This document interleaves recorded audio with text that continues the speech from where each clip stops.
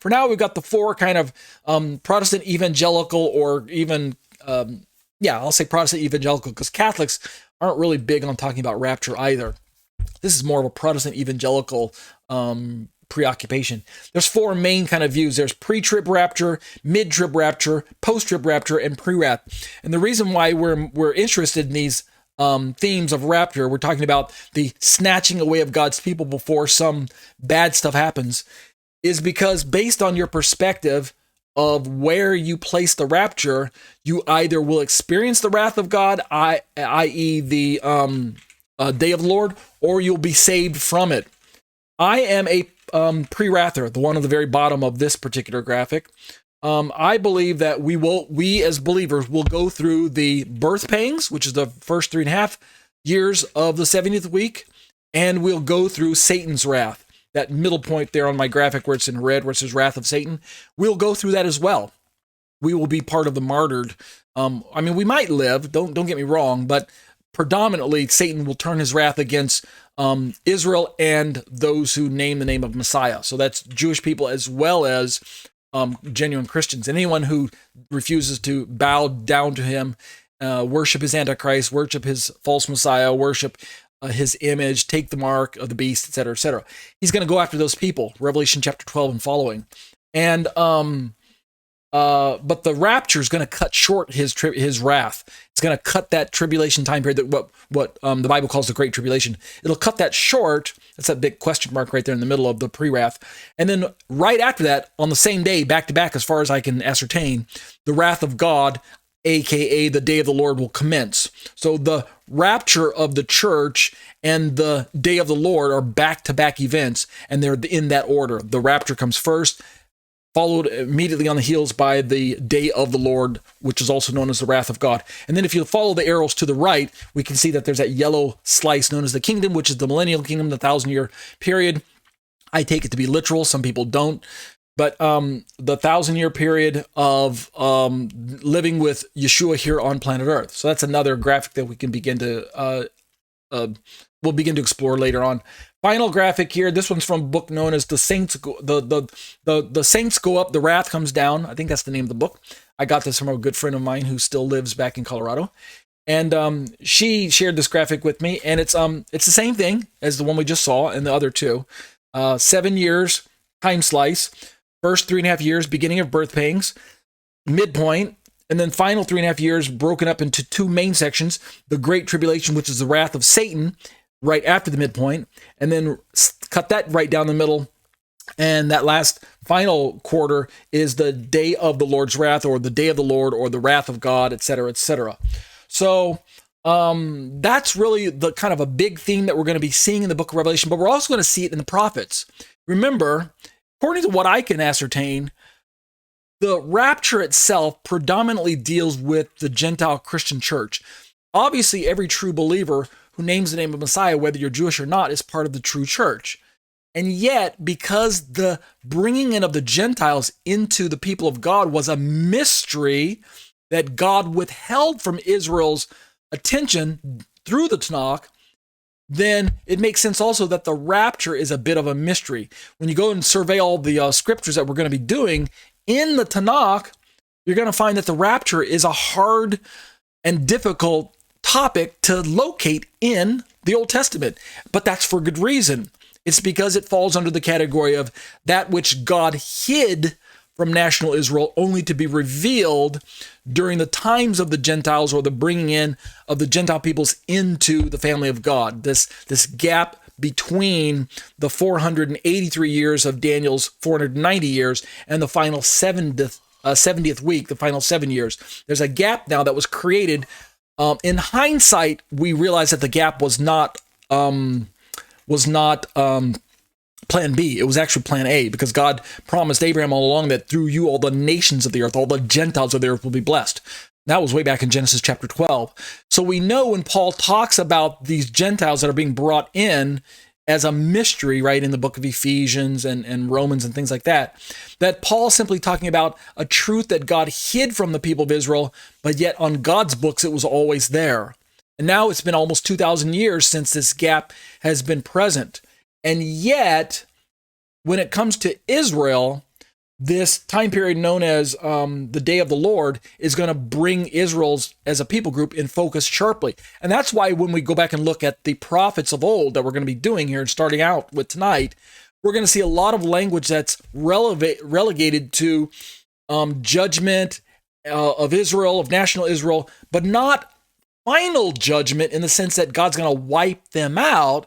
Rather, it's a refinement judgment. It's a type of judgment where God judged them for their sin and idolatry and wickedness and rejection of Yeshua, but at the same time, he pours out mercy and grace to them and brings a remnant of them into the kingdom with his son Yeshua. So that's a theme that we have to be careful. This is, by the way, in marked difference to God judging the wickedness of the world. Remember when he talked about a tale of two cities or a tale of two kitties? Babylon and Jerusalem. If you follow the same carefully through the entire Bible, Babylon, Jerusalem. In fact, if you do a Google search, if you do a word search for the names Jerusalem and Babylon in an electronic version of a Bible concordance, you're going to find that Jerusalem is the most named city in the Bible for good reason, right? It's the one that God singled out to be the location where he's going to concentrate his presence and his glory and his dwelling, right? Jerusalem. His temple is there. His presence dwells there. His manifest presence is located in Jerusalem. At the same time, the second most mentioned city in the Bible is, you ready for it? Babylon. Yeah, that's a no-brainer. Why? Because of the prominent spot that she plays in a type and shadow and a place for Satan to park his wickedness. And so I believe that if we run with this theme, the tale of two cities, that we're going to find that in terms of Jerusalem, even though God just seems like he is absolutely discarding her, giving up on her, divorcing her, and judging her mercilessly. I mean, we're gonna read passages here in the talk that are just absolutely brutal. The language just, God's judgment that he's pouring out on Israel for her idolatry, her wickedness, her rejection of him, and et cetera, et cetera.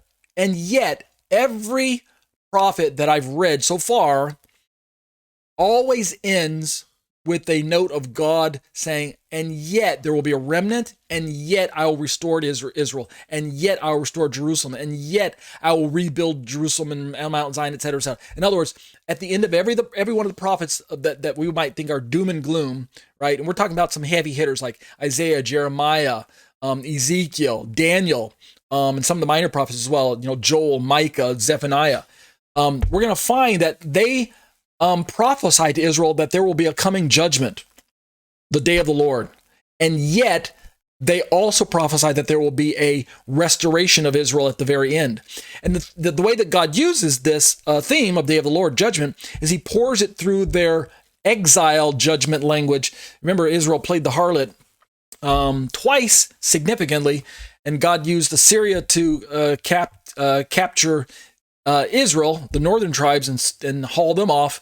And then, nearly 200 years later or so, less than 200 years later, he used Babylon to destroy Jerusalem and the temple, and to take captive Judah, right, the southern kingdom, or the Jewish people.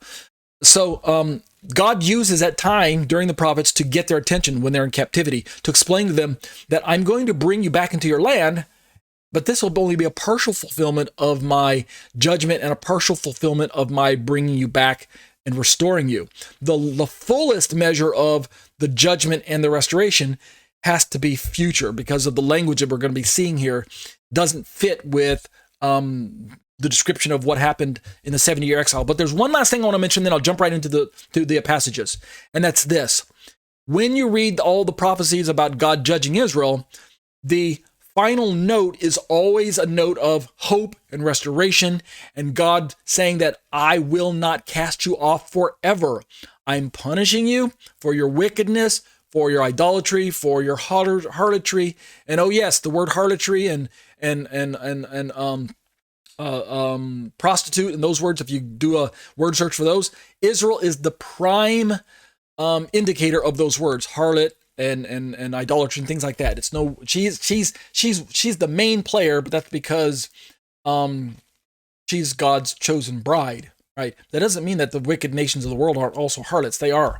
But what we're going to find out is that even though God judges his wife and severely punishes her, in the end, he always restores her. He always reconciles himself back to her because of his love and his mercy. And mercy wins out over judgment. I think there's a verse that mentions that. I'll throw it up in post-production if I can find it.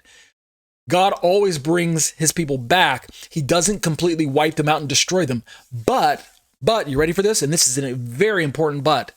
By comparison, the wicked nations of the world, the wicked kingdoms that are listed by name in the prophets, and most importantly, Babylon, who is the wicked counterpart to Jerusalem, right? Tale of two cities. Babylon is not given any promise of restoration. And I'm pausing, letting the silence kick in. That's because Babylon is judged in its finality, and that's it. But when we get to the end of the book of Revelation, there is no resurrection of Babylon. There's no restoration of Babylon. There's no new Babylon that descends out of heaven. There's only the new Jerusalem. Understand? So in the end, in the tale of two cities, only one of those cities survives and goes on even into the millennium and goes on even into eternity. And this is going to bear relevance for us when we have this discussion about who is Mystery Babylon in the book of Revelation. Who is Mystery Babylon the Great, right? There are a lot of candidates, but we have to keep this idea of two cities in mind if we're going to correctly understand who Mystery Babylon truly is. All right, having said all that, let's jump into some of the verses. The first passages I want to look at are all in the book of Revelation. So we're going to start actually in the book of Revelation. Look at where this word wrath shows up. Wrath of God. This is a theme that's associated with the day of the Lord. It's the wrath of God. The Greek word is orge, from where we get our English word orgy. And it is this intense, focused action of God to pour out his final judgment on wickedness. And all of humanity is under the judgment of God at some point in time. Not just backsliding Israel and compromising Christians and spiritually dead Christians and things like that. Eventually, all of wicked humanity must be judged.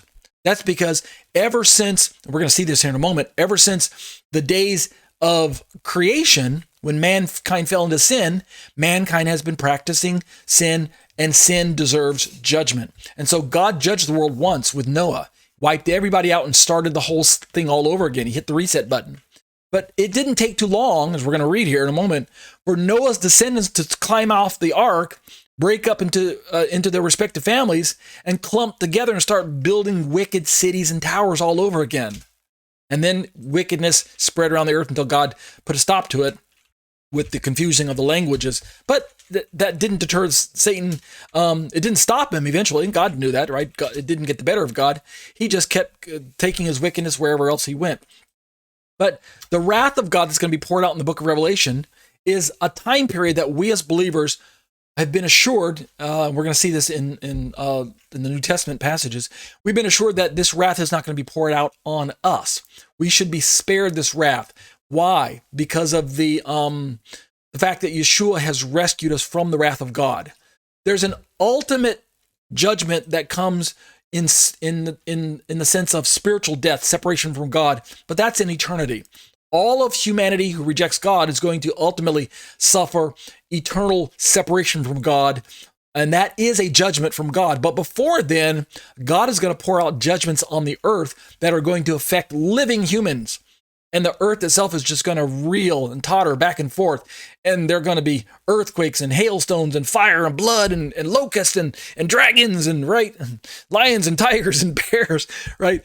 And literally all hell is going to be breaking loose on planet Earth when God rains his wrath down before the time period of the millennium. So let's begin to look at some of these verses. Revelation 6:16. And they said to the mountains and to the rocks, fall on us and hide us from the presence of him who sits on the throne and from the wrath of the Lamb. What's this all about? Well, we're going to find out eventually when we get to the book of Revelation that they who are talking are the unbelievers. This is actually a description of people who see the sign of the end of the age in the sky with the darkness of the cosmic lights turned out, the sun not shining, the moon not giving its brilliance, the stars falling from the sky, and thus with the entire universe kind of lights out, suddenly this brilliance of the coming of the Lord will get their attention, and they'll begin to realize that this is a sign of the end for them. And the wrath of the Lamb is about to be poured out. You can see it there. It even says wrath of the Lamb, which is a really interesting feature because the wrath of God is the day of the Lord, the day of the God, or the day of the Lord. The day of the Lord itself shows up about 20 times in that phrase, the day of the Lord. I think it shows up about 20 times in the Bible. I'm sorry, in the Tanakh, and another I think 4 or 5 or 6 times in the New Testament. But the wrath of God is synonymous with the wrath of the Lamb in this very first verse. We keep reading in Revelation 6:17, for the great day of their wrath has come. Their wrath? Well, in the previous verse, it's hide us from the presence of him who sits on the throne, that's the Father, and from the wrath of the Lamb, that's the Son. For the great day of their wrath has come, and who is able to stand? Moving along in Revelation, we see, and the nations were enraged, and your wrath came, and the time came for the dead to be judged, and the time to reward your bondservants, the prophets and the saints, and those who fear your name, the small and the great, and to destroy those who destroy the earth. I believe, if I'm correct, this is what we might call the Bema Seat judgment in the book of Revelation, right around Revelation 11.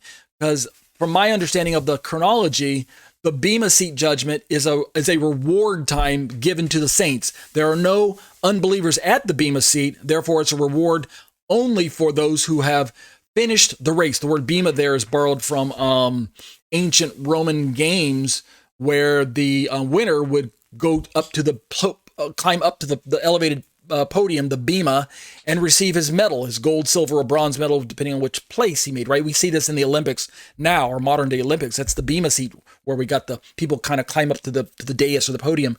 I say climb up, but you know what I mean? They go up the stairs or whatever.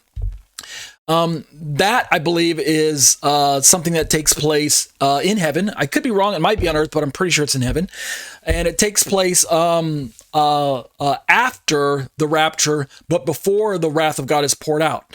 The nations were enraged, your wrath came, the time for the dead to be judged. That might be that, or this might be the overview of the either the sheep and goats judgment that's prior to the millennium. But I'm just looking at one verse here, so don't throw me under the bus if I got the which judgment it is wrong. But just looking at the wrath for now. Revelation 12:12. For this reason, rejoice, O heavens, and you who dwell in them. Woe to the earth and the sea, because the devil has come down to you having great wrath, knowing that he has only a short time. Notice, let me go back and look at one of those graphics.